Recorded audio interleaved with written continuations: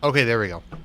So you might be wondering why I'm streaming at 10 a.m. in the morning. Well, I'll probably repeat this once the actual stream starts, but as of yesterday, I am now gainfully unemployed. It's not anything to do with my performance. They were pretty clear that it wasn't my fault or anything. Just realities of COVID meant they had to lay off like half their workforce.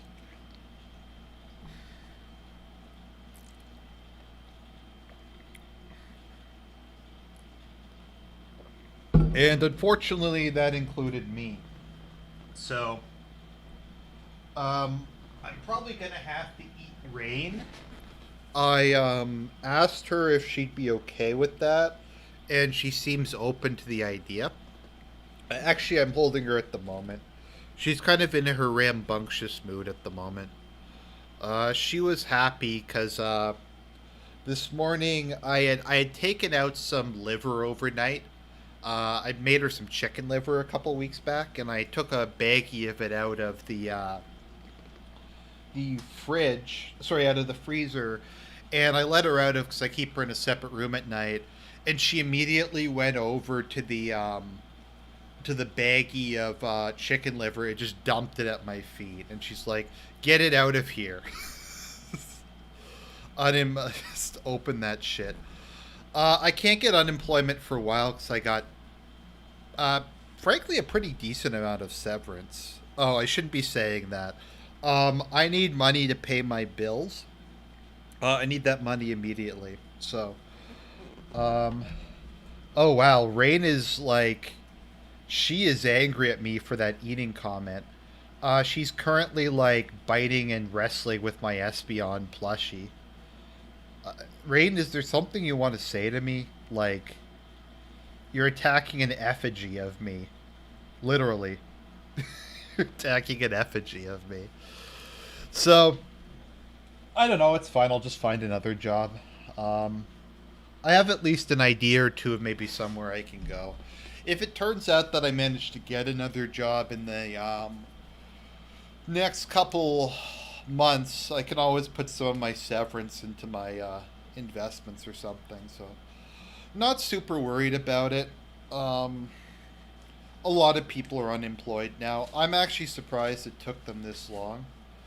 Uh, what was H.P. Lovecraft's cat name? I think I recall what it is, but I can't say that on air.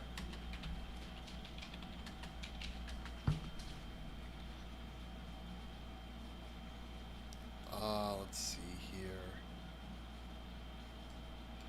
Uh, its cat name is N and man, and it sort of rhymes with jogger or trigger. It rhymes with trigger.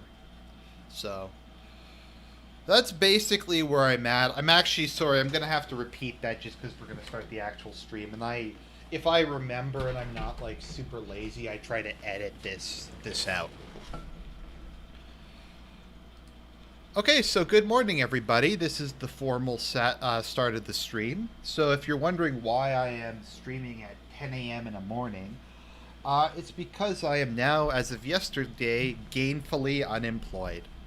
So that's not due to like anything on my part. They said my performance was fine. It's just kind of the reality of like COVID is a lot of companies have seen a massive decline in their businesses, and so they've had to do a lot of people have had to do layoffs. So what I'm gonna say is, unfortunately, because of that, I told Rain I'm gonna have to eat her. So if you want to send me some money so I can afford to buy Rain kibble, there is a link in the description to my Streamlabs. Uh, no, I'm not in any kind of financial emergency. So Rain seemed open to the idea of me eating her initially.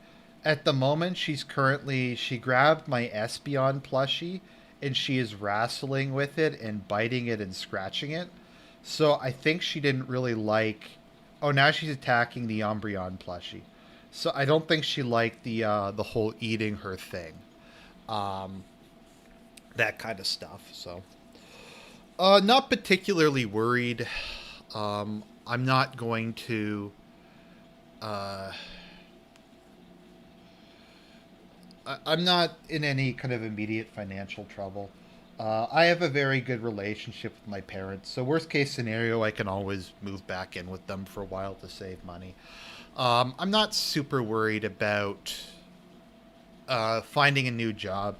I find the thing with employment is the first time I was looking for a job and I didn't have any experience, I had to send out like over 1,000 applications, and even then I only got it because I knew somebody who was looking for someone. Uh, but last time I was looking for a job and I moved to my current job, I found I was getting responses to maybe about a quarter of my job applications. So once you get a couple of years, it becomes much easier to find employment. So it could be a while, but honestly, I was expecting to be laid off a long time before now. So I'm not really. It's okay. Rain's just running around. So just a kind of a cute story. So I got up this morning. I keep Rain in a separate room because she jumps on me at night, and I had taken out a baggie full of chicken liver because I made her some a couple weeks back, and you can't really feed cats too much of it at a time where they get vitamin A poisoning. So immediately she ran over to the defrosted baggie of liver and like brought it over to me and like dropped it at my feet. So uh, she's a good girl. She's just a bit rambunctious in the evenings and mornings, but cats are crepuscular. So that's just kind of some updates. I'm debating. I have like 22 viewers at the moment. I think what I might do is become a full time streamer. I think 22 viewers is enough to do that. I mean, it theoretically works for Arini, and you guys can support me. And as I said, if you don't give me enough money, I'm gonna have to eat rain, and nobody wants that. But yeah, so seriously, let's get into the actual stream. That's enough of me rambling. So, quiet you. So we're going to be doing a HP Lovecraft's America. So there's a mod for HOI4 Kaiserreich. It's like a sub mod, which says something about how big Kaiserreich is if there's sub mods for it. And it's called Kaiserreich Redux. So it adds a whole bunch of just LARP in. I think the people who make it are substantially more based than the Kaiserreich team. So they've added like insane stuff in, like for the Pacific States of America, you can elect like Walt Disney, and he runs it like as a right wing autocracy. Because Walt Disney was pretty conservative, like he was good friends with Ronald Reagan and that sort of thing. And Disney only kind of became the way it is after he died. For the American Union state, they've added in. You can be a. I think the American Union state has a Catholic integralist option now. So you can make it like the Catholic integralist state. Yeah, here we go. New gunpowder plot, where the the Knights of Columbus take over. They've also added in, and I kind of want to do a stream on this. Oh, that happened this time. Awesome. Ride the Tiger, Italy. Ride the Tiger, Sicily. So, like, Evola takes power in a coup. They added the Mongolian Empire stuff back in. I'm trying to think what other, like, weird stuff they added in. For the CSA, you can play as El Capone now, which doesn't really make a lot of sense, but it's awesome that they would, like, put that in. Capone's vision of America, Cosa Nostra. I'm trying to think of what else they put in. There is like some other just random stuff they put in, but oh yeah, they have the Trotsky Penguin mod. That was I think the other thing, but a bunch of additional content. So it's kind of appropriate. SERP put out a video today on HP Lovecraft and how important his, or no, it was yesterday on H.P. Lovecraft, how big his influence was, and how controversial he is, and how kind of modern horror writers, as society gets increasingly liberal, are desperately trying to get out of Lovecraft's shadow and trying to get beyond the perspective that horror is an inherently reactionary genre. So his video is all about that. I'd recommend going to check it out. So we're playing the American Civil War as New England, and we are currently a puppet state of Canada, and we are a member of the Entente. The Entente always kind of amuses me in this game because it's kind of like this coalition of losers. Like, if you look at who's in the Entente, we have, like, French Tripoli, like, oh, sorry, French Algeria, and it's just, like, it's so lame. Like, I don't even know where they'd get manpower from. Then we have, like, Sardinia, like, literally just Sardinia. We have Canada. We have like some random crappy Atlantic Caribbean islands. I guess the Dominion of Delhi is pretty strong, but none of them have like any manpower whatsoever. So it's just kind of a shit show. I'm just gonna use a cheat to buff the Entente a bit, because otherwise we're just going to get steamrolled, because the Entente is, like, not very good, as I said. ST. I don't know if there's an option for... There should be an option for Japan to join the Entente if it chooses to go down the democracy path. That should probably be a thing in the game. I think the funniest thing, as I've said about Japan in this mod, is that Japan is identical to IRL. Like, there's literally almost no difference. It's probably the least changed. So, tag NEE. Okay, so we're going to start off with New England. We have America's Darkest Hour. And I think that's the only one I can take at the moment. So we're going to go with that. America's Darkest Hour. Yeah, that was Howard Hughes is the other presidential pick for the other paternal autocrat. Just taking a sip of my coffee. America's Darkest Hour. With the rest of the United States consumed by war, New England has managed to become a safe harbor in a storm of chaos. We must reassure those on our borders that the provisional government is their only hope of freedom and safety.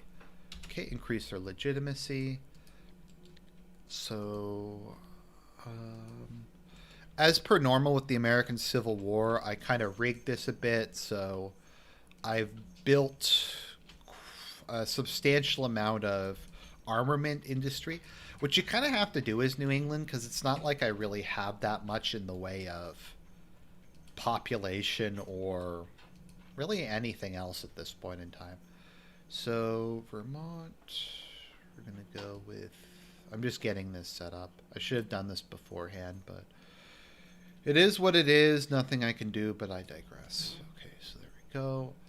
I'm going to set my research. I start out with 4 research slots, which is actually really good for a fairly minor country. I'm going to go with, I guess, synthetic oil. Oh, I forgot to turn off that. As New England, I'm definitely going to go with superior firepower, because I don't really have much in the way of population. But I do have a fairly large... I should have a relatively large industrial base. So we're going to go with that, I guess. Maintenance company and... Let's see. I'm not going to have the stuff for tanks, so I guess I'll go with radio detection. Okay. So let's unpause. Okay, Empire of Japan declares war on the Fangtian government. Let me see if I can mobilize my economy yet. Okay. Thanks to our allies in Canada, we have set up a provisional government in Boston as we prepare to liberate the rest of our country. Unfortunately, not the many people, both in and out of the states in New England, believe we are not the true and legitimate government of America, and we must rectify this problem. Yeah, because this is definitely looks like the true and honest form of America. Take a sip. Partial mobilization. I think I can do, yeah, extensive conscription. I'm just going to sign this. I started with IBM. That's pretty cool. Let's see here. I get General Electric too. I'm going to go with IBM. Yeah, I actually get pretty good companies. I mean, although the maybe like the industry's not horrible here. I mean, compared to some other parts of the United States. Um, uh, but there's some advantages, like in terms of the Ivy League being here and that kind of thing. The Second Hartford Convention. With New England under Canadian protection, the first order of business remains the establishment of a legitimate government in this time of crisis, and the reaffirmation and recognition of the Constitution of the United States as the primary source of law and authority in the nation. Leaders in their involvement in the preservation of America, leaders and statesmen are waking their way to Connecticut. Okay, let's see here. Hoping to make history with their involvement in the preservation of America. Others, however, see the convention as more than an opportunity to not reaffirm the Constitution, but a place to make critical changes to the document to prevent yet another civil war. These political dissidents have flocked to the immigrant-backed and Quaker-led alliance. That is like the most cursed thing I've ever heard.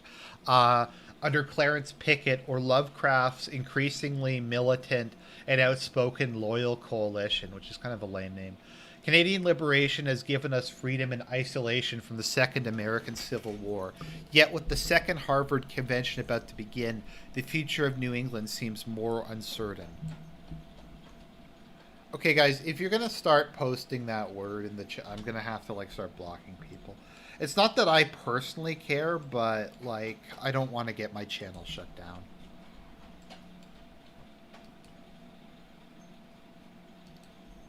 Holy Division template spam, Batman.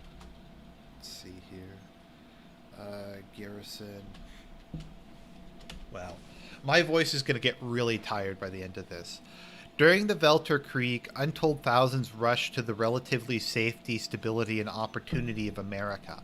As the war languished on, immigrants flooded New England, quickly and unexpectedly changing the face of the Northeast. With these diverse new interests come new problems, particularly nativist resentment. These problems were only compounded by the economic recession that set in after the Kaiserreich began to isolate the United States of America. This discontent was championed by one of New England's most famous personalities, the celebrity author Howard Phillips Lovecraft. Lovecraft's meteoric rise to fame in recent years is based on his tales of weird and diabolic fiction, seen by fans and critics as giving voice to the xenophobia, economic insecurity, and reactionary instincts of Englanders. Initially the darling of the Boston Brahmins and New England's Anglo-Saxon majority, Lovecraft's work spread like wildfire across the country, turning him into an overnight sensation. The Shadow over Innsmouth, one of Lovecraft's most famous novellas, deals obliquely with the threats of state conspiracy and invasion, as well as miscegenation and its monstrous consequences. Some of his most ardent followers swear that prophetic astrological portents can be understood through comprehensive study of his work. To many, Lovecraft may just be another insane writer with less than moderate views. To others, he is a prophet that can guide New England to safety. But whatever Lovecraft may be, he is still a shy, reclusive writer, unlikely to take any drastic action. The only ones in New England who wish to see him in power are the extreme Anglophiles. They view Lovecraft as a tool to ensure complete loyalty to Canada. For now, uh, for now, Lovecraft and his small circle of writers stick to Providence and continue on with their lives, only accompanied by small groups of fans and loyalists. New England stirs. Let's see here.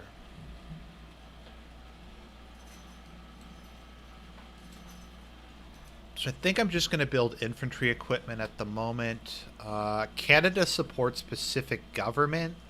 Why is Canada supporting whatever? It doesn't matter at the moment.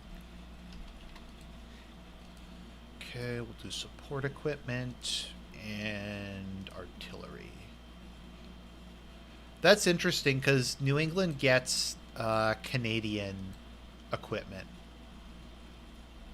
Holy shit, I'm gonna have to do so much reading for this. As America spiraled into war, many turned to alcohol to escape their troubles.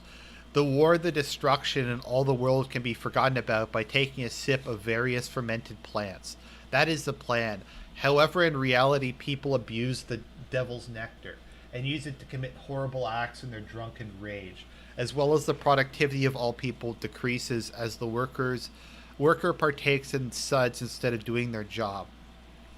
So as drunkenness ravages New England and the rest of the United States, an unexpected force has risen from the dead, and no, it's not Cthulhu. Due to the nationwide failure of Prohibition, most sane people assume the Prohibition Party was dead in the ground. However, it has made a stunning comeback in New England, as New England is ravaged by drunkenness. The party now mainly bases itself in New England and is led by David Leigh Colvin. Colvin believes that all New Englanders must be moral, compassionate, and care for every man. The party's main platform is to legalize the sale and production of alcohol, as well as prohibiting pornography, instilling Christian values in the nation, and helping the American refugees fleeing from the Civil War. Based, I guess? The party's rebirth has surprised many within New England, but can the party truly return from the dead? Why is the Prohibition Party social democratic? I don't know. It's kind of weird. You're eating animal crackers? I want some animal crackers. Animal crackers are awesome, like goldfish.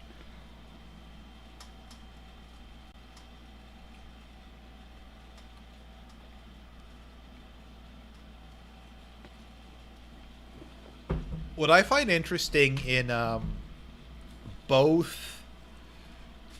Oh, fuck, I'll read this in a minute. In both Vanilla and in Kaiserreich is how the Democrats are the social conservatives and the Republicans are the.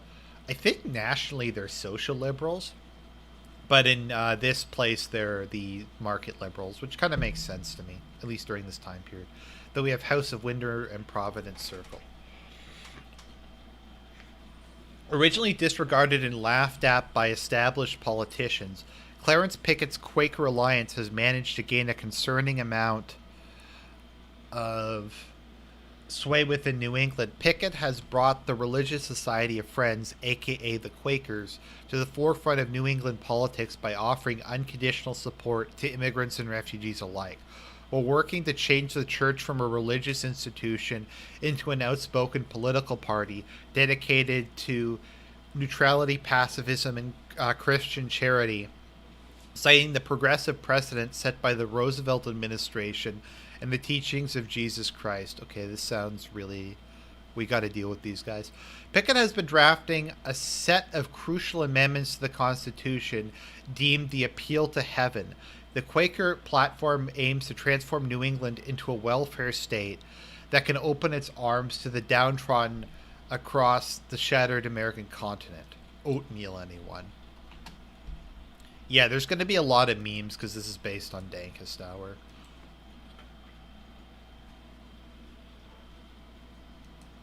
I have no aluminum. It might be worth it wasting some factories.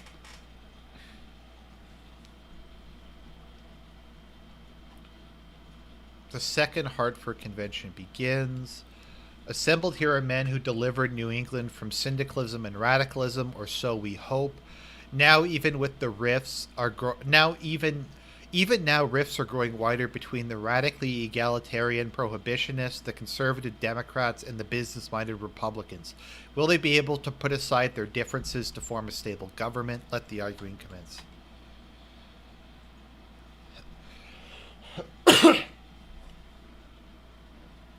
Dankest Hour was a mod that got absorbed into Kaiserreich Redux, which basically focused on just turning the LARP up to 11. Okay, so let's see. I gotta get rid of... There's too many of these fucking brigades. Or division models.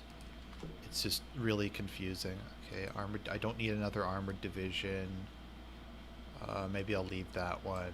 I don't need both Marines and Royal Marines. I'm just gonna build some infantry. Okay. I'll have to make my divisions a bit smaller just because I'm New England and I don't have a ton of forces. Let's see here.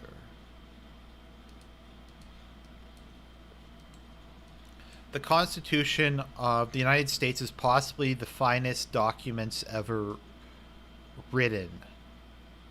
I think that's a typo. And yet our republic has suffered 2 civil wars. The authors of the Constitution are the ancestors of some now in attendance, and it's true that the Roman Republic survived its fair share of civil wars. But the Quaker Alliance and the Prohibitions argue that our Constitution's fundamental unfairness has brought us to calamity. In their view, the Electoral College allows prejudiced and territorial leaders to maintain power and create fractures in the Republic. The Democratic-led coalition has come out strongly against the destabilizing influences of broad democracy. I'm going to keep the Constitution as is.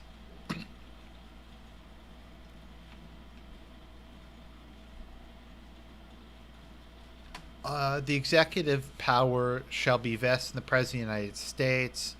Okay, it's basically the same.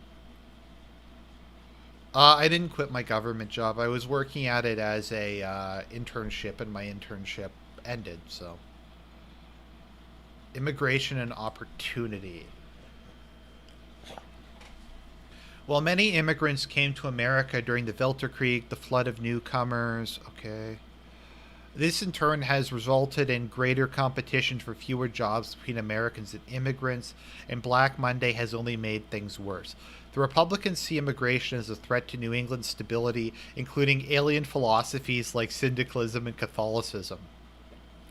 The Democrats, though normally a conservative party, have benefited from the Irish community, or I call it the Irish question, as a voter base in the Northeast. The Prohibitions and Quakers, to the horror of everyone gathered, have suggested opening the doors of New England as a land of Christian charity and opportunity, and not just for Europeans, but people fleeing war across the world. Okay, that's a cursed idea. I think what I'm going to do, though, is I'm going to go with the leftists are right.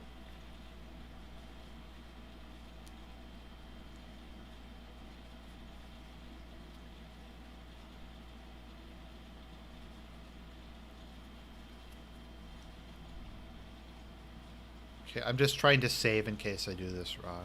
Saving takes like forever in HOI4.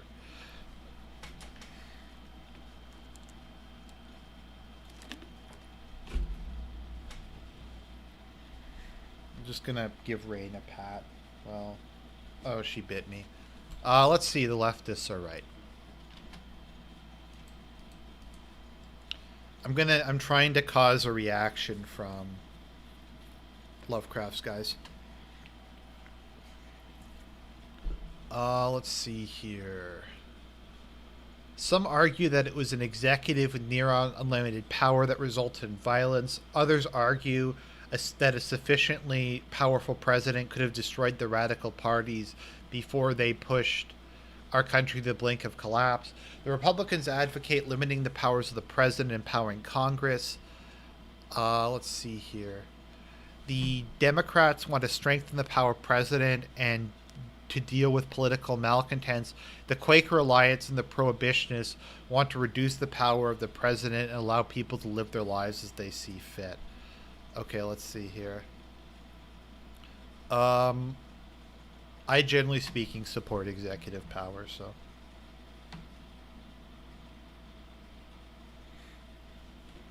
New England's army. I'm not going to bother reading this extensive conscription.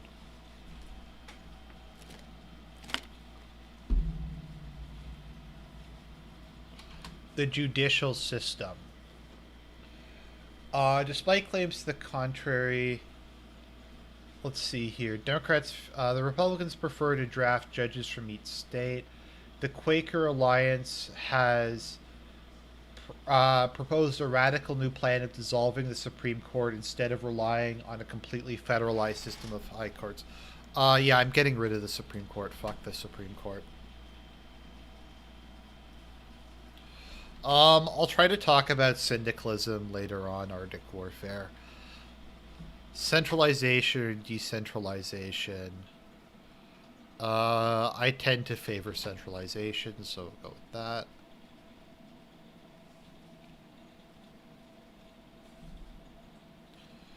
The capital. I'm gonna go with Boston makes sense. I get that Providence is H.P. Lovecraft's home, but yeah. The convention ends. Let's look to the future. Okay.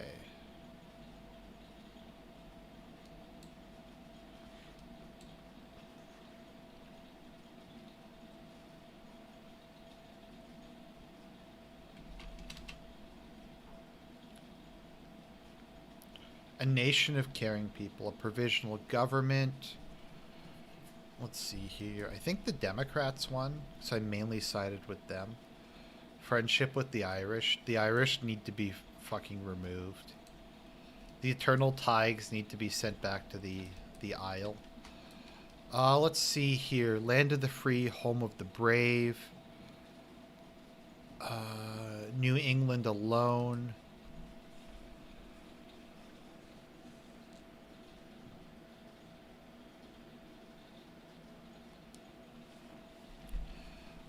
I'm trying to think. Claim New York City. Deploy wasps. I'm not sure which path I need to go down. Let's see here.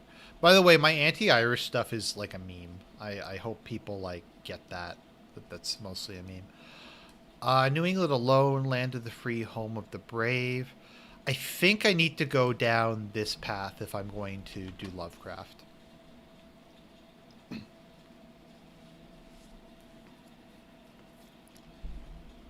The wasps are the women's auxiliary air force, which I'm probably not going to do.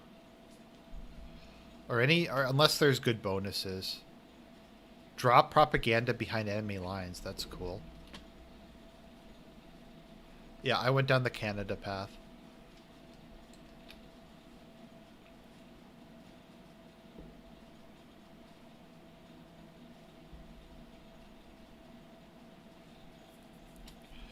Okay, the Spanish Civil War started.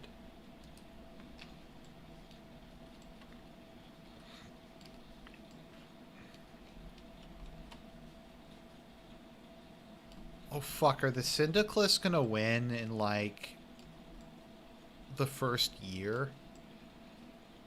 Okay, I'm gonna have to cheat. I'm sorry guys. If the CSA wins in like the first year of this war, I'm completely fucked. So I'm just gonna have to disband some of their armies. Let's see here. What is the war at the moment? Holy, how the fuck did, what? What the fuck is that? Combined Syndicates of America, 743 divisions? How the hell did that happen?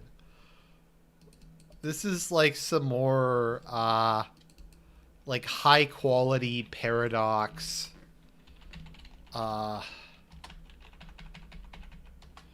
totally not bugged in any way mechanics. Holy shit. How did that even happen? I'm gonna try and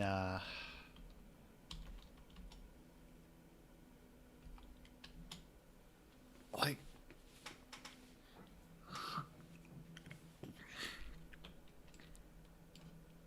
what the fuck is this? How did that even happen? Like, why did they have 700 fucking divisions? Like, it doesn't make any sense. So the Civil War is going to end in like less than a year. And because of the way the mechanics of militia work, I'm not allowed to disband them. So there's like literally nothing I can do. I can like give the other factions super production, I guess. I doubt that's really going to help much.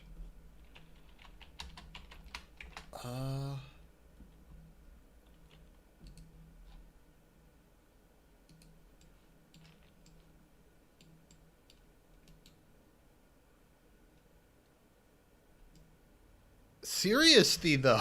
Like, what the fuck? Oh. I'm gonna buff Canada a bit more. Maybe that'll help. I don't know. Like, tag. Yeah, I don't know what else to do at this point. I can't disband their units. I guess what I could do is temporarily play as the CSA and just order everything to withdraw. That's probably about the best I can do at this point in time.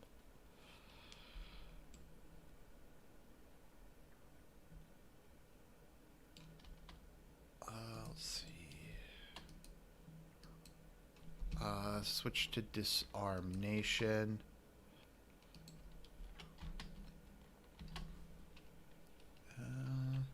PP minus.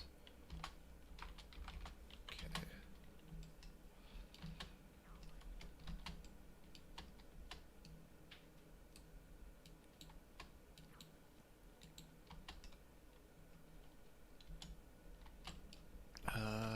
Tag text.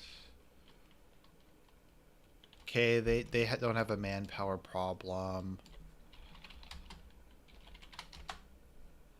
I don't normally cheat quite this much, but it's like I don't even know like what else to do. Okay. I'm gonna give the American Union state some additional manpower. Oh, that was too much.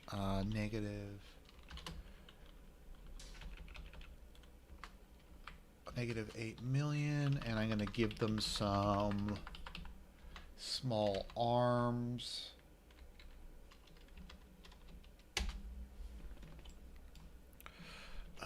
Tag CAL.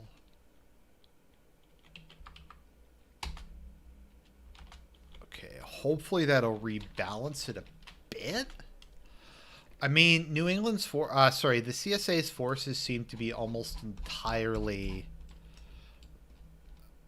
militia divisions at this point in time, so I don't know. Hopefully that'll turn the tide enough.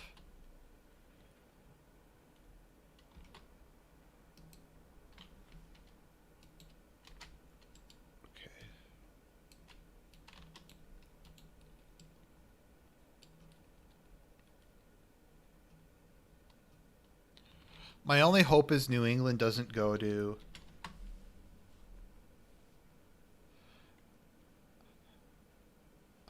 No, I use cheats all the time. I meant I don't normally cheat this much.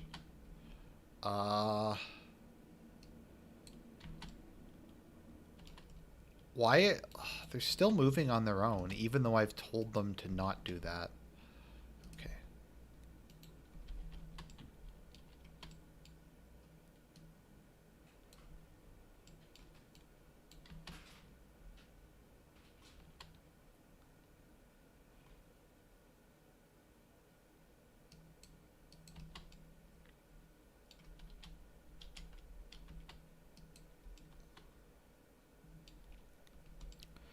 Okay, the AUS is so weak, they can't even afford to, like, with no one on the border, they can't afford to do it, to do anything.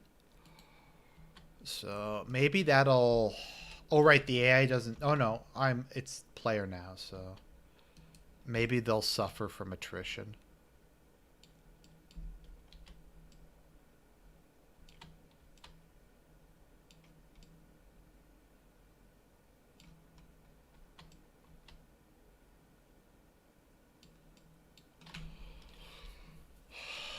But like, what the fuck?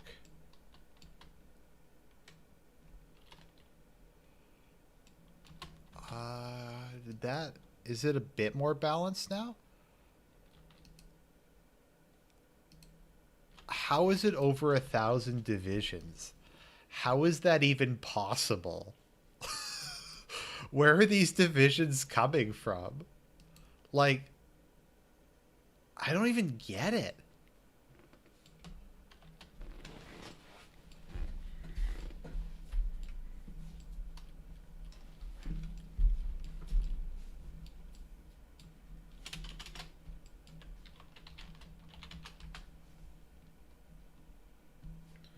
Besides that, I did literally every event that could strengthen the AUS.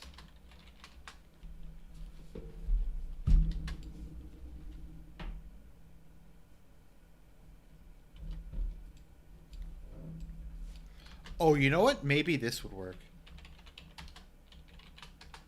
There we go. Okay. That'll solve that issue. Okay. That's how you delete all of their stuff. Okay. So, tag any. So. This is the CSA, so they should be able to recover from that.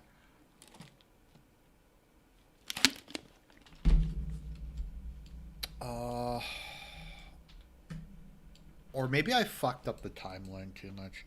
I apologize for this, everybody. This is not quality content, but in my defense, like, there's no way that the Civil War will, like, I can't win if they have like 1,000+ divisions. I don't know if I've ever even seen 1,000+ divisions. Maybe like China or the Soviet Union has had 1,000+ divisions. Um,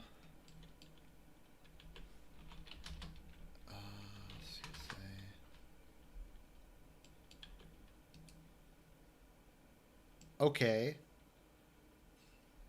What the hell? I don't know. I don't know how. Okay, so it looks like reloading fixed that problem. Okay. So.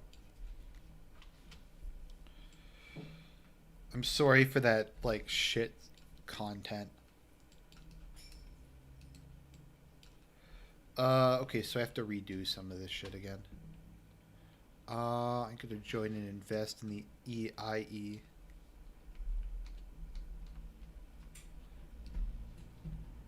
Like, it didn't make any sense. But I feel like you have to kind of use cheats when you're playing Paradox games, because just like large portions of it doesn't function properly. Like how in HOI4 you can't annex countries unless you, uh, whatever it is. Get them to. I'm gonna go with help the economy. The single best bonus in this is the uh, anything that reduces consumer goods demand is always the best bonus.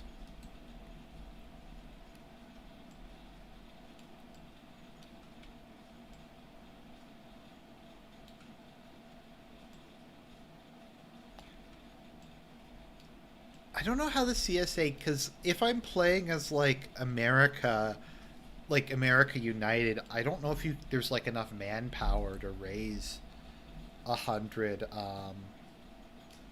thousand. Oh, I'm gonna have to go through this. Okay, well, I'm just gonna speed through this.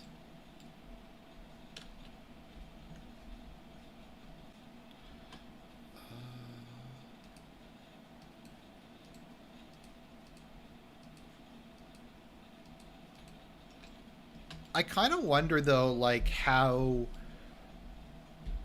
Lovecraft and like Huey Long are ideologically different.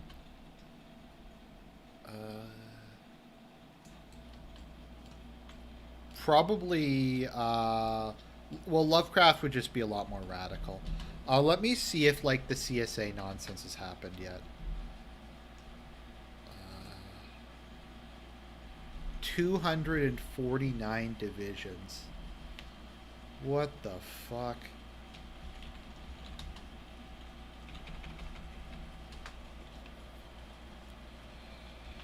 Okay, so I'm gonna have to do this now. Hopefully this will,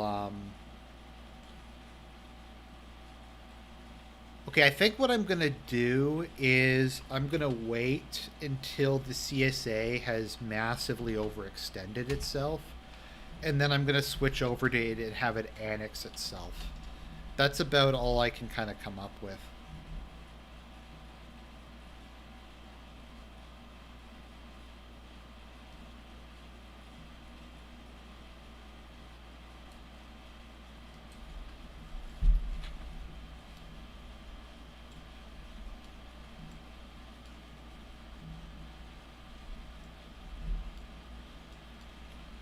Okay, empower the executive. I'm sorry, guys, that this is like such shitty content, but I don't know. There's not really much I can do about it. It is what it is. The convention ends.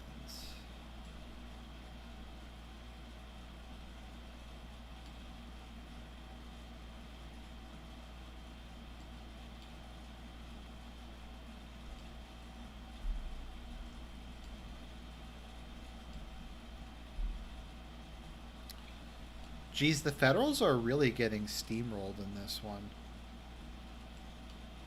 Okay, a provisional government.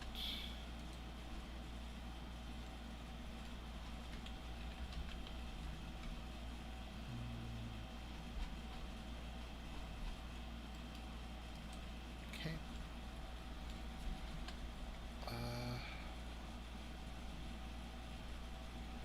Kaiserreich are redoing Spain. Yeah, ETA are super paused. The Basques are like super paused at this point in time. Because Franco was mean to them.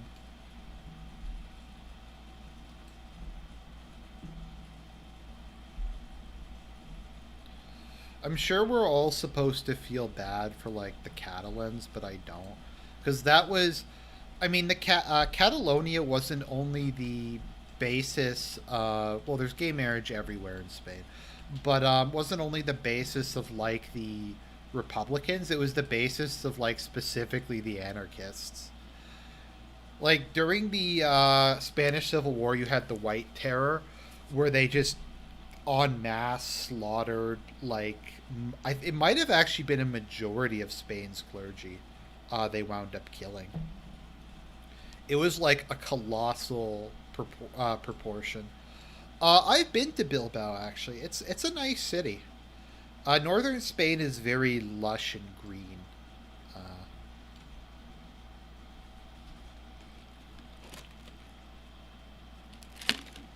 Yeah, but from like what I hear, like anarchist and Republican militias would like walk by, and if they saw people had altars in their house or they were praying, they'd throw grenades in. So yeah, I remember I was in Spain while the whole crisis was happening. I know I was in Barcelona when the crisis was happening, so everyone had like Catalan flags and that kind of thing. So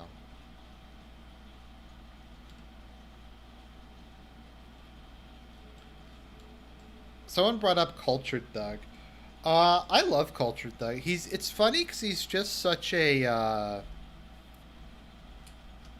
he's like he just comes across as like this really mild mannered, like friendly guy, despite like his like super like fascism. But I mean, I guess that's kind of the point, is for him to be a cultured thug. But I do like Cultured Thug. I was watching his video on Cordrianu, his the prison diaries, and I admit I kind of teared up at parts of that. I mean, I don't know a ton about the Legionary movement or about Cordrianu. I remember I'm friends with Earl of Grey, if you know who he is, and somebody called him the new Cordrianu, and he referred to that as like the greatest compliment he had ever received. Division attack. I'm gonna go with supply reduction.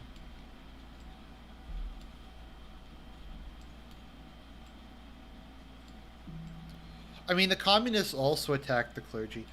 You have to keep in mind the actual communists hate anarchists more than they hate capitalists. Like they like exterminated um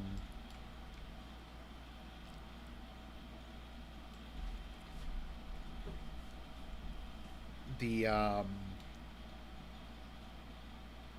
completely lost my train of thought there. I don't even remember what I was saying. Yeah, there's this like weird thing I've heard some Protestants say, that like Catholics are Freemasons, which I don't even get, because like the whole Freemason conspiracy thing was like something initially from Catholics. I think if I recall, like the Legion of Saint Michael, the legionaries were like the larpiest of the fascist groups in Europe. So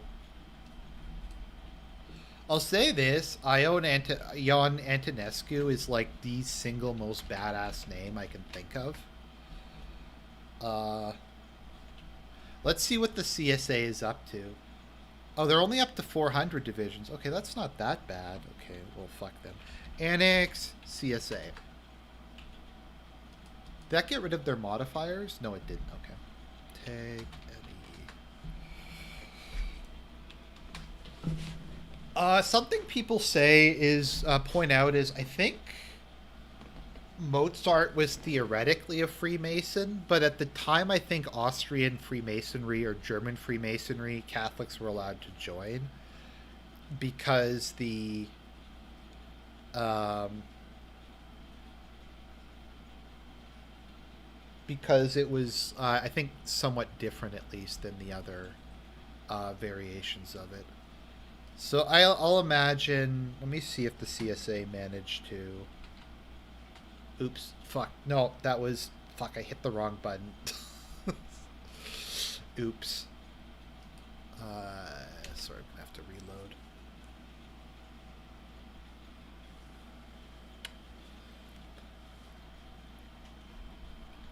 Wow, this is fucking amazing content. Okay, so I haven't done that yet. Okay, so tag.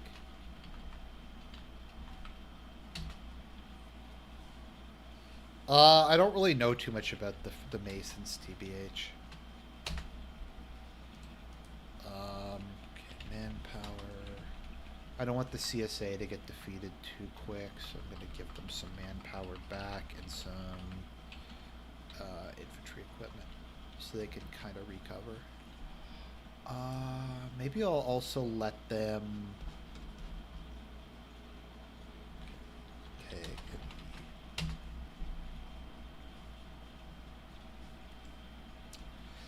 Maybe I'm kind of unique because I'm Catholic, but I also like the Hanoverians.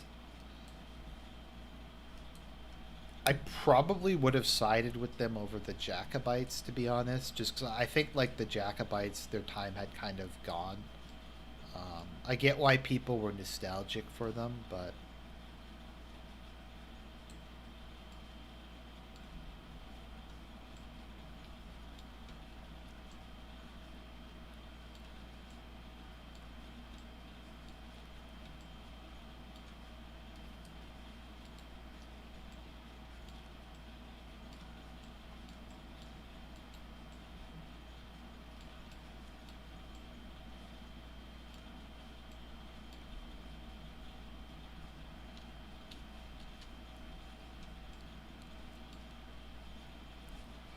I just want to see if the CSA has managed to rebuild it all. What? They're not at war?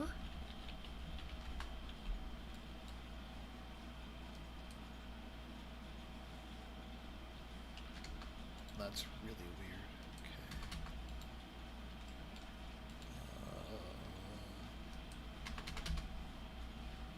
Okay. Wait a minute. Franco's a Republican in Kaiserreich? Interesting.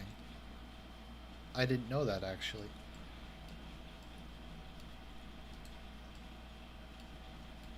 Kingdom of Spain.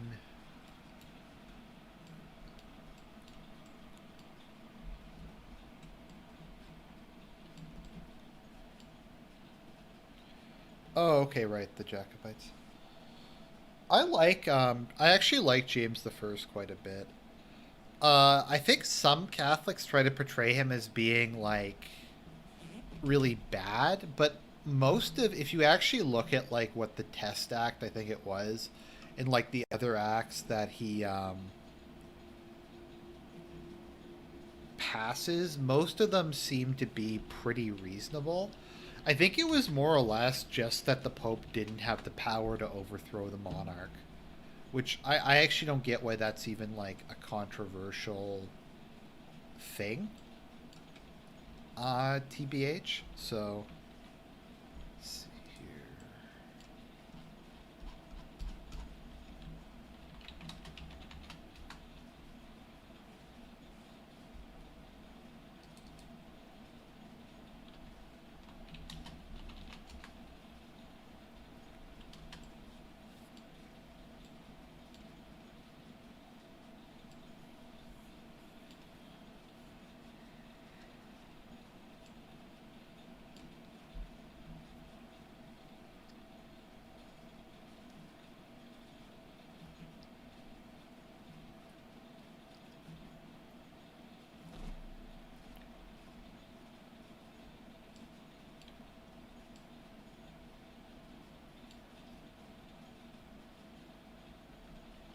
Yeah, Franco literally did nothing wrong. Franco was a friend of mine.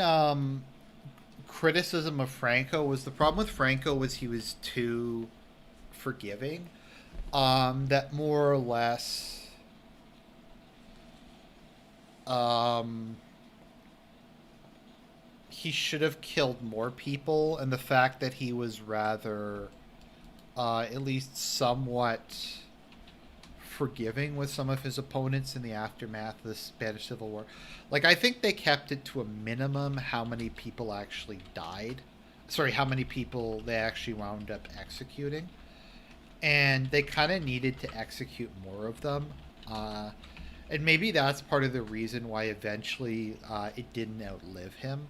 And if he had have kind of gone further with it, things probably would have gone better.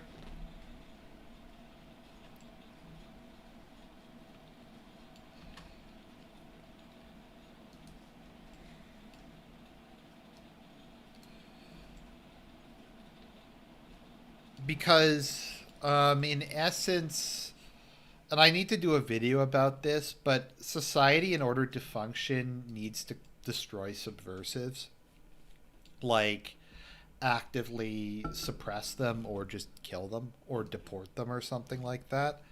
The fact that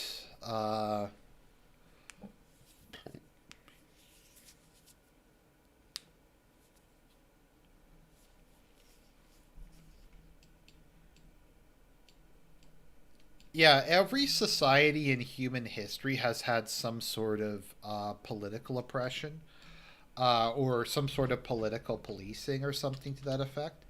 As I've said in the past, if you think that your society doesn't have some form of political policing, it's because you're the one, it's because your side is the one that benefits from the political persecutions.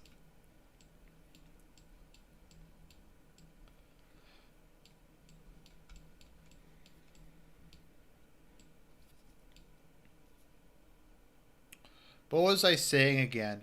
Actually, it's interesting because in my Bible study, because I go to a traditionalist church, the priest, we were going through Deuteronomy, and the priest like was talking about like how a lot of it was just about how you had to get rid of subversives from society. Like the Old Testament is really based. It's like there's like degenerates who try to corrupt the youth, and you just have to physically remove them for the good of society as a whole. Let's see here. JFK is a general for New England. That's awesome. Okay, I'm gonna put JFK in charge of the New England Army.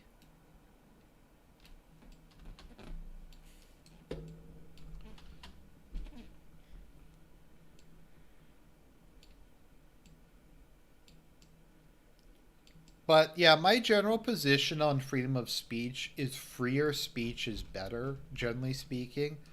But there's like certain things you can't allow people to publicly advocate for, like the dismantling of the nuclear family, the demographic change of civilization of the nation, the fundamental undermining of the culture, like stuff like that. I think just shouldn't be legal and needs to be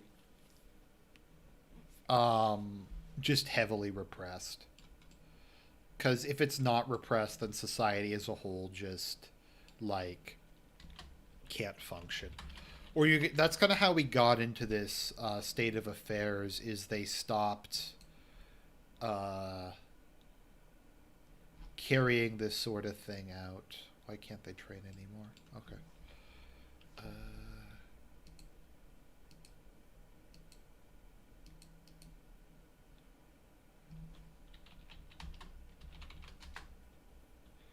I'm gonna bring the CSA back into the war once they've recovered somewhat.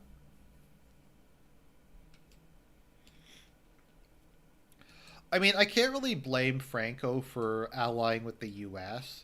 because Spain couldn't stay isolated forever. It was having all kinds of problems um, at the time period, like economically, and yeah, it couldn't stay isolated forever. It kind of had to choose a side, and there wasn't really enough third positionist governments around to go out on its own. Also, the economic policies adopted, which, as I've said, I think you can make an argument that Francoist Spain was the most socialist government in human history in terms of how much control the workers had over the means of production. So I think that's an argument you can probably make. Let's see here.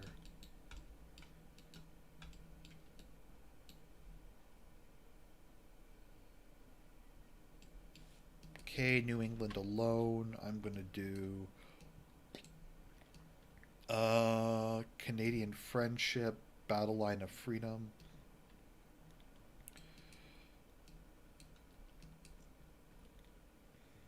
I'm going to do Canadian Friendship. I don't know if I screwed up the Lovecraft event. I hope I didn't screw up the Lovecraft event.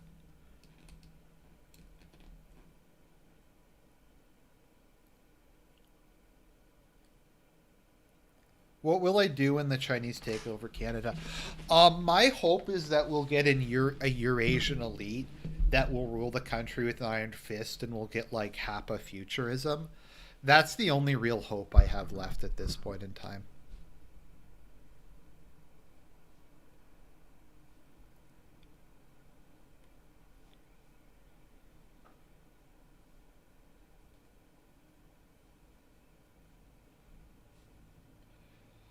See limited recognition.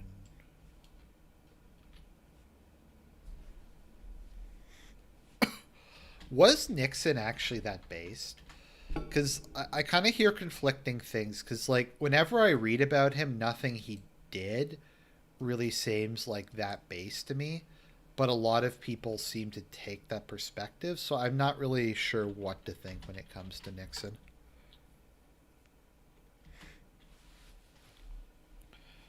So yeah, so maybe Canada will become like Singapore 2.0. That's really the only hope we have left. Maybe there's like some way to form some like, because there is like I remember the Canadian Fascist Party, like the New Constitution Party, is like explicitly multiracial. Um, as like, and I think the leader of it is like half Amerindian, half white. So I love how Reagan's portrayed in The Dark Knight Returns, like how Frank Miller just thought he was a massive pussy. I thought that was pretty funny.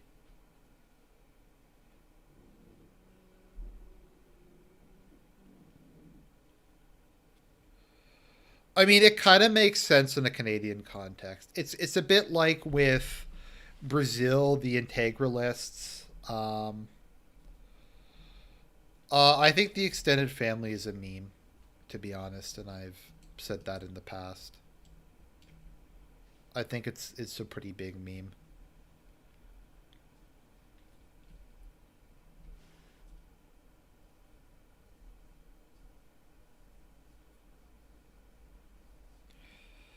I also think it's something people say often to be contrarian.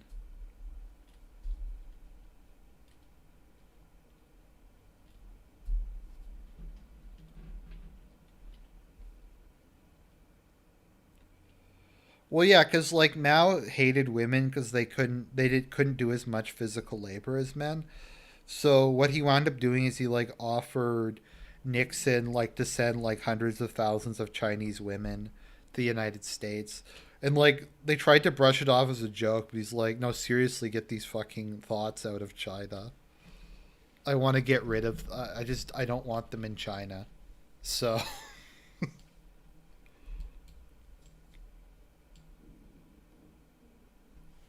let me see what is TAG USC. I'm just looking at what the balance of power is to see if the CSA is strong enough to re-enter. Um,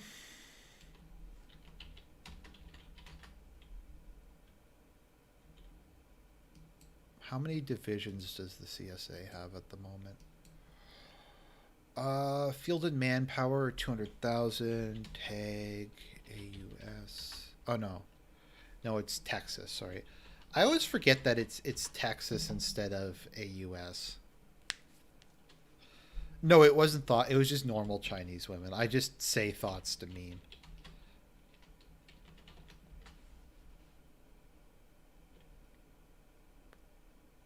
Yeah, okay. The CSA isn't quite ready to enter the war.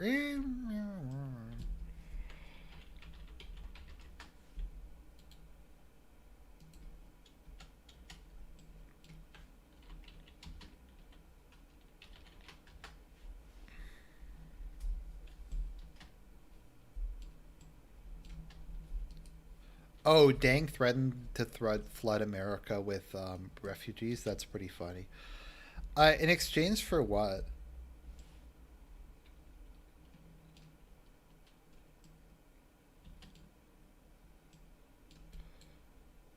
Yeah, what Texas's actual tag is? I don't know. Road integration with Canada. We shall adopt the British model. American cars drive on the side of freedom. That's amazing. You can actually play as Alaska. That was one of the things they added in. I think Alaska gets like super LARPy OP events. So Canadian friendship.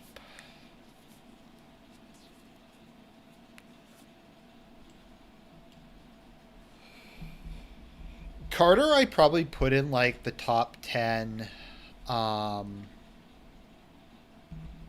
worst, or the top, probably the top 5 worst presidents. I don't really count the pre Civil War presidents like Buchanan and Pierce because I feel like they're bad and all, but I don't know if realistically anything could have been done to resolve the situation at that point in time.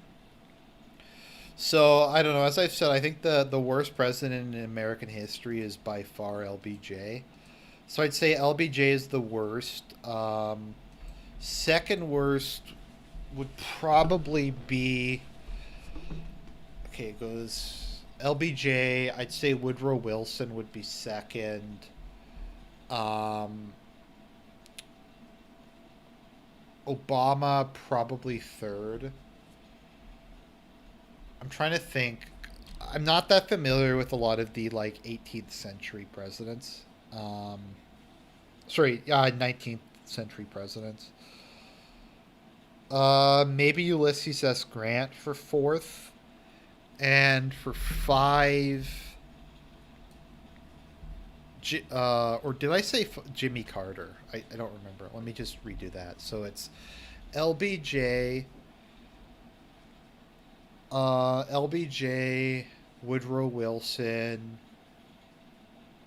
Barack Obama, Jimmy Carter, and Ulysses S. Grant. I think I'd put as the five worst presidents.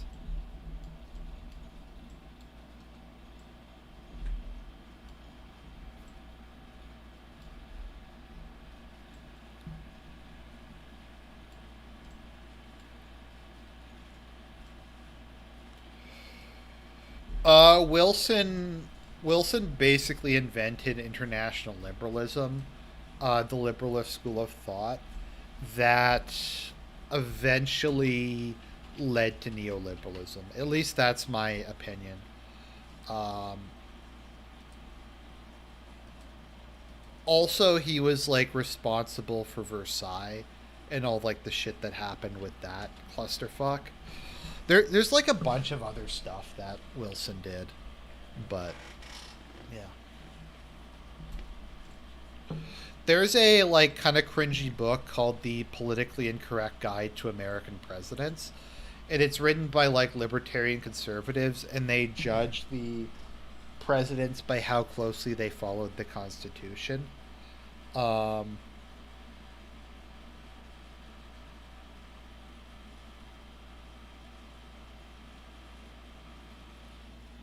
I forget the specific things Wilson did that were so bad, but they were mostly related to like foreign policy.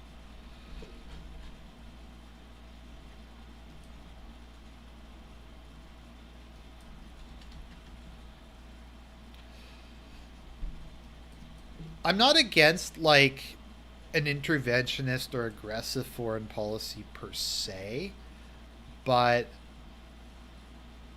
okay, I guess that just unlocked. All right. Let's see here. Claim New York City, New England Dominion, a Canadian model government. I think is what I need to do.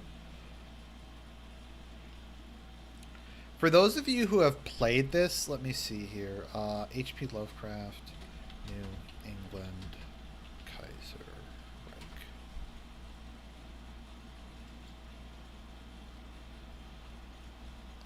I'm trying to find how you're supposed to do it. Uh,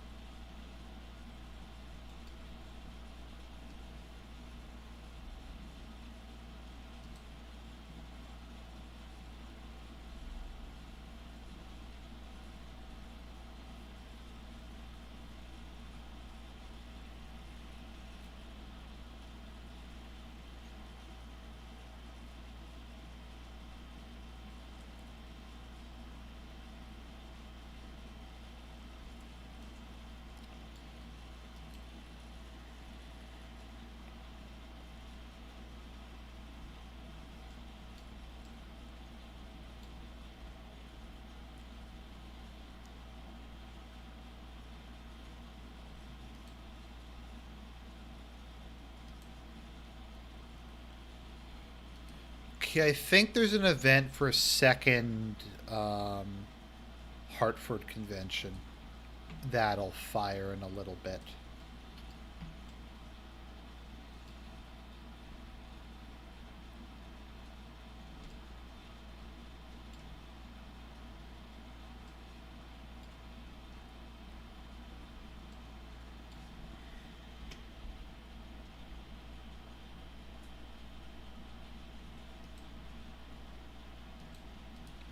Although maybe the best argument for Wilson is that boomer cons really, really hate Wilson for some reason. Okay.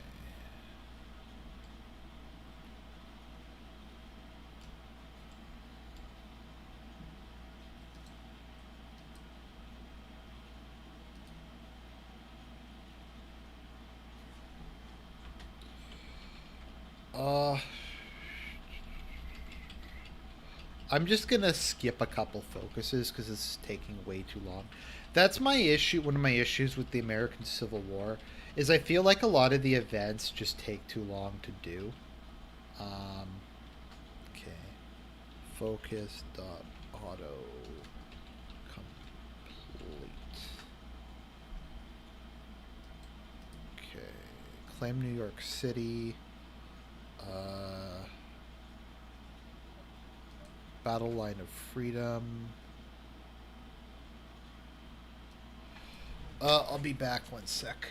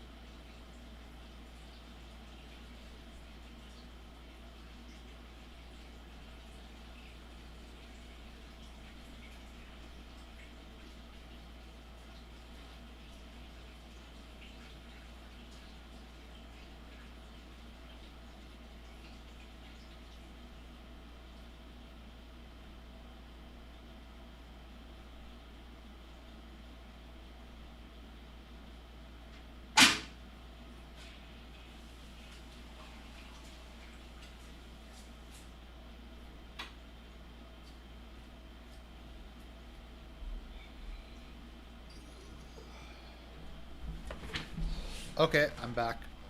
Let's see here. All right. I want New England Dominion.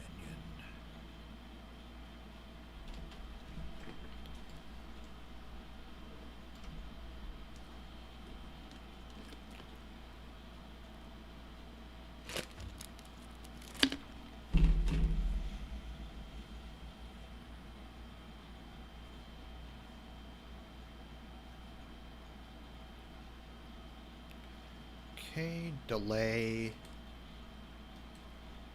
Wait, gonna go with that.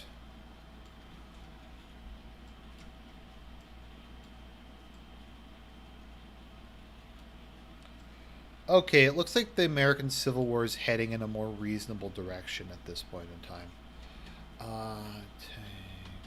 I'm just making sure the CSA doesn't lose, like, immediately.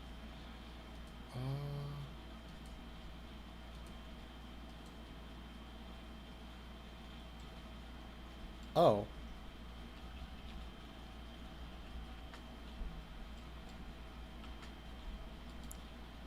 The CSA is not at war with the PSA and USA?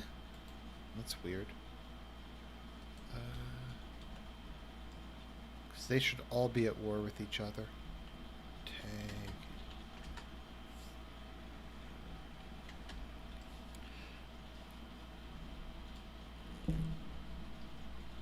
I don't know. The problem with the Federal Reserve is the reason that countries create institutions like that is the idea is to remove control of the central bank from government directly. Because the temptation most governments have if you have a central bank is to just print money in order to pay off debts, or as a way of funding things in the short term without having to raise taxes.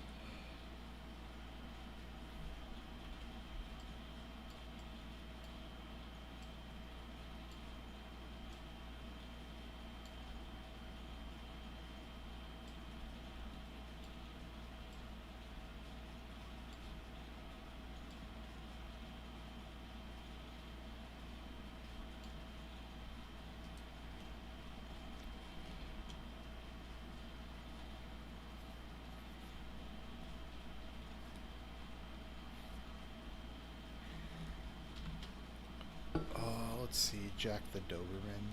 Do with that later. My five best presidents. Um, I would probably say that's a difficult one. Uh,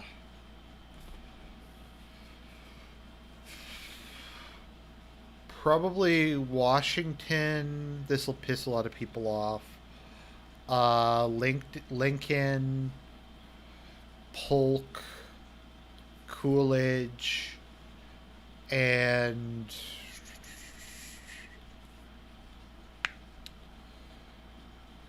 um,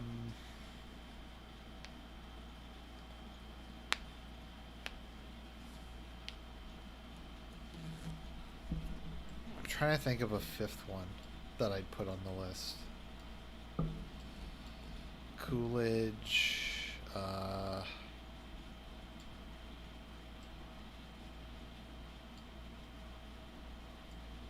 I feel like I'm forgetting someone major who is actually pretty good as a leader.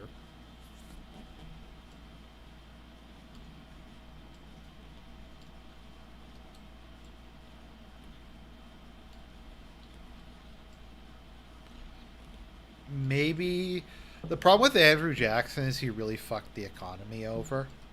That's kind of my issue with him. Uh, Maybe Andrew Johnson. I might actually put Andrew Johnson, which is funny because most people put him on the worst presidents list, but he tried to stop the shit show that was. Uh, well, Coolidge, I guess, like, cause it's interesting with Coolidge because a lot of like libertarians and like libertarian conservatives like him because he kind of had a do nothing presidency, but at the same time he didn't like screw up the Roaring Twenties. He could have like very easily fucked the whole thing over. Uh, yeah.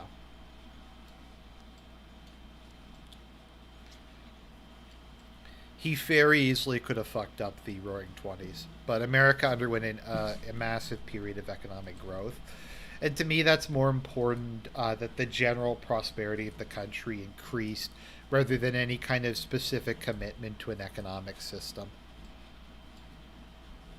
So, Serp has talked a bit about the whole Trail of Tears thing because I personally disagree with Indian removal because I feel like they legally owned the land at that point in time and it had become civilized.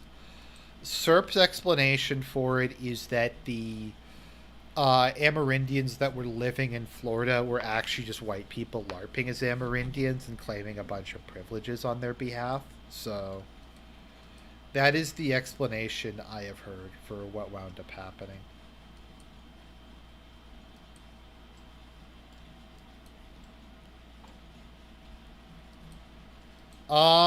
Maybe I'll put Jackson as I don't know.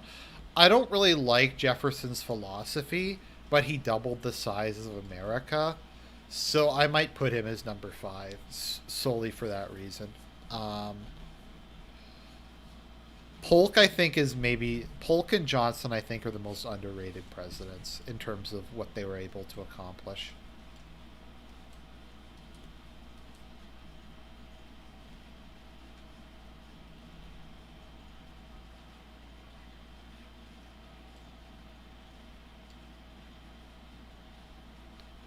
I don't know, but there's some others like I don't know enough about, like Monroe or like McKinley or I don't mind Harry S. Truman that much. I kind of view Franklin Roosevelt as a bit of a mixed bag, and I'm sure a lot of people will get angry at me over that. But I don't really particularly mind for a lot of aspects of what Franklin Roosevelt did.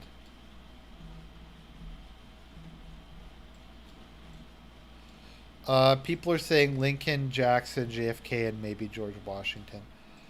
I put George Washington in it. I have a lot of personal respect for George Washington. So, Canadian model government. Why is Pierce the most underrated president?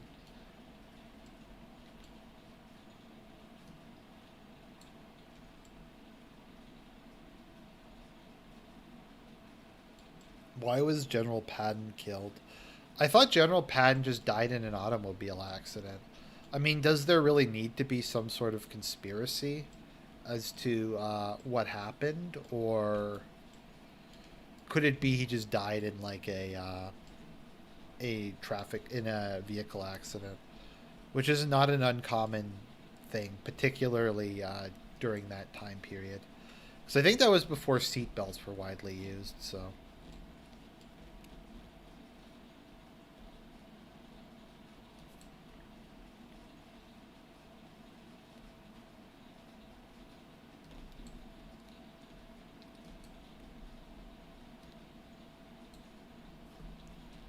I remember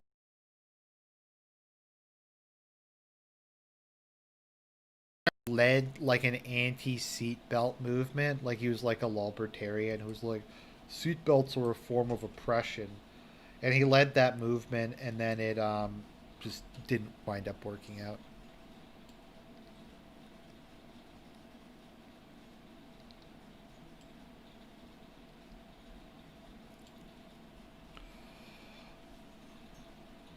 I mean, he was fine and joking in the hospital. I mean, it could have been like internal injuries. My understanding is that can happen with internal injuries. So,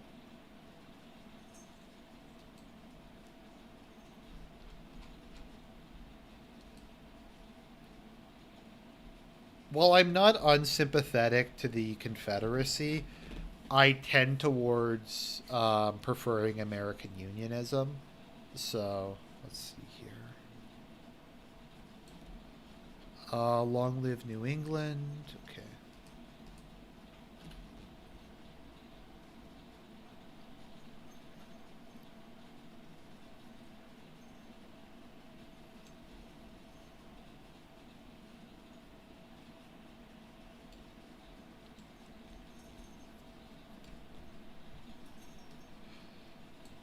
I kind of maintain the main cause of the Civil War was the contempt the Southern upper class had for like the white working class and the white farming class. Tends to be how I feel about it.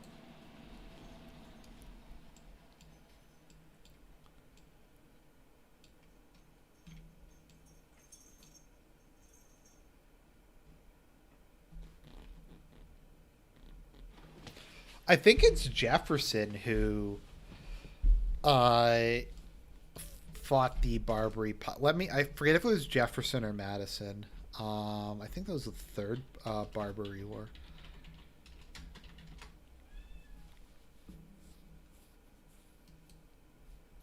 The Barbary Wars were Jefferson and Madison, I think, where they basically destroyed the Barbary pirates, which was unbelievably based.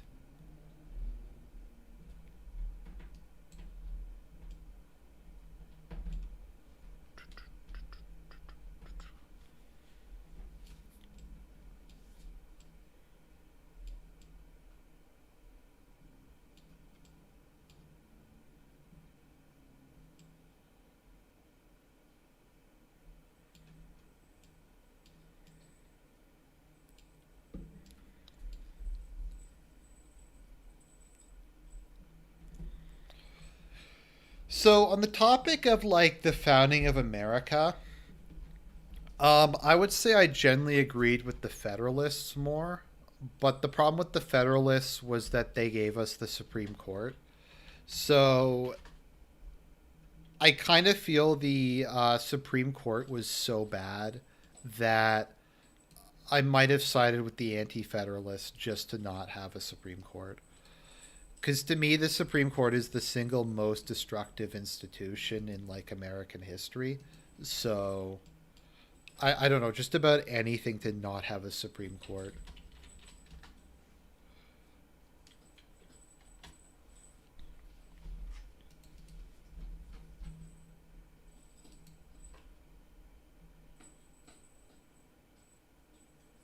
A provisional government. Let's see, reclaiming America. I don't see the provisional government event that I'm supposed to select.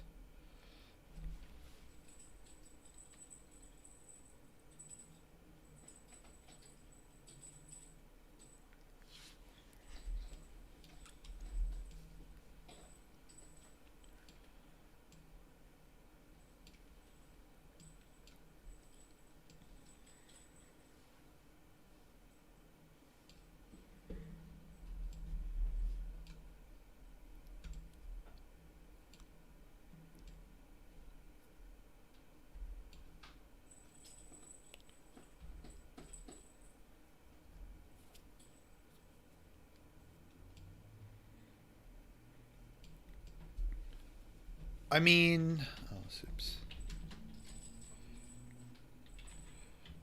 As I've said, I tend towards a strong executive and political centralization. So the fact that it resulted in a more powerful presidency didn't really bother me. My issue is more the Supreme Court is really the only major issue I had with the Federalists and the Whigs that came after them. I don't know. I thought the like anti-federalists, like agrarianism, was kind of retarded.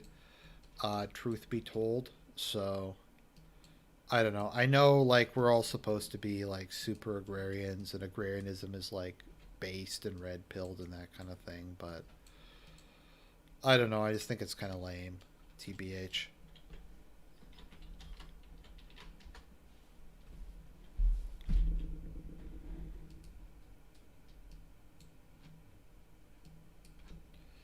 I tend to favor a strong state to develop the nation. Um, to develop the national power in the nation. I mean, I think like Canada's system is actually pretty good at the moment, where there's a pretty even balance between the federal and provincial governments. But centralization or decentralization really depends a lot on the specific country. Let's see. Okay, so uh,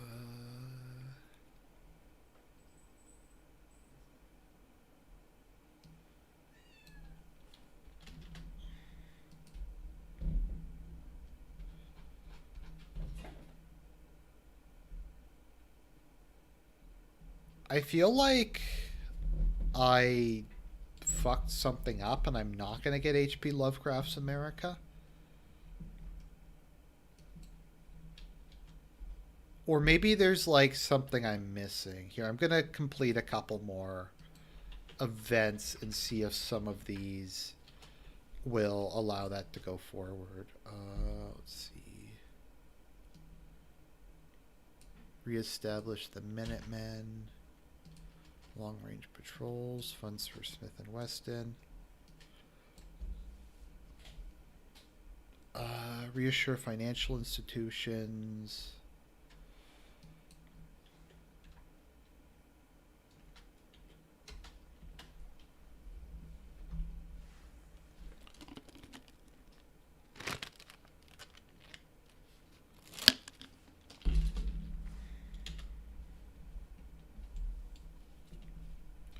It's kind of interesting because America started out as being very decentralized and Canada started out as being very centralized. And now Canada is very decentralized and America is very centralized. So it's kind of weird. Like, one of the things in Canada is healthcare and um, healthcare and education are handled on a strictly provincial level. The federal government isn't really involved in either of them. Beyond, I think, some transfer payments and some like gives me that. But generally speaking, Canada is pretty decentralized when it comes to most stuff like that.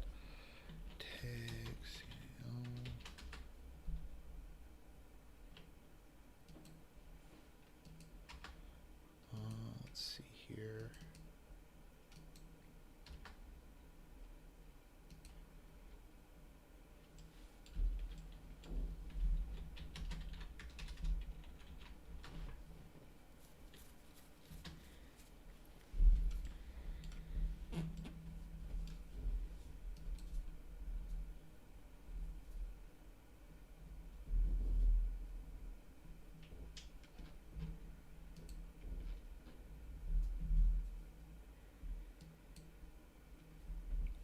Oh, Canada intervenes in the American Civil War.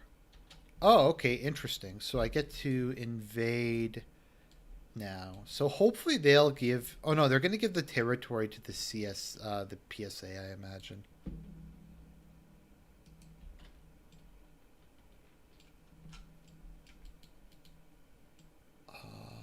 Let's see, the PSA hasn't joined the Entente yet.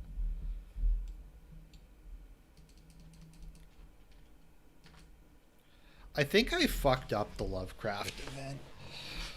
Then again, this is Kaiserreich, so while the whole like dynamicness of it is really nice, the problem with it being so dynamic is it's really easy to screw up like fundamental aspects of this.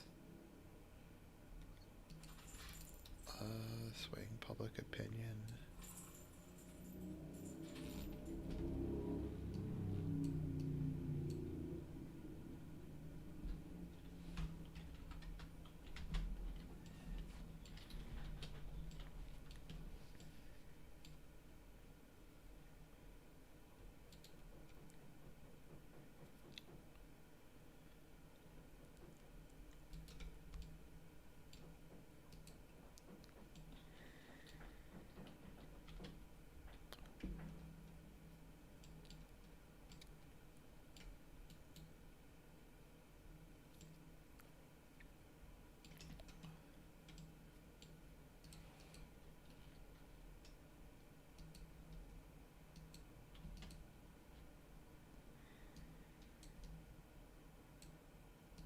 Okay, so if I'm gonna do this, I'm gonna have to focus dot no checks.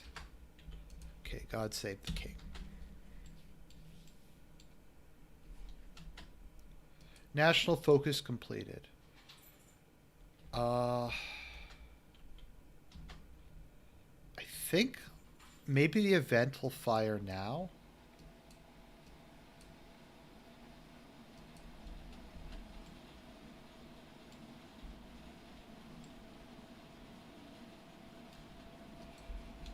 No, it looks like the event isn't going to fire. I can't even see the event either. Organize a propaganda campaign, hold a presidential goodwill tour, war propaganda, royal visit to New England. Okay, maybe that'll lead to that.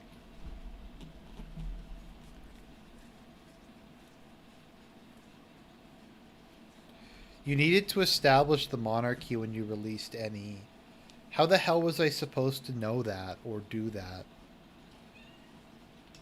Okay. So I'm going to have to just do this on another stream because I don't know. There was no way for me to know that that's what I was supposed to do. And it wasn't even like a clear option.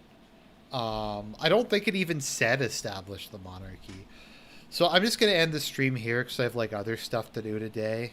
I hope people enjoyed this, even though it was a massive clusterfuck. Like all my streams seem to be as late, but God bless. Have a good weekend.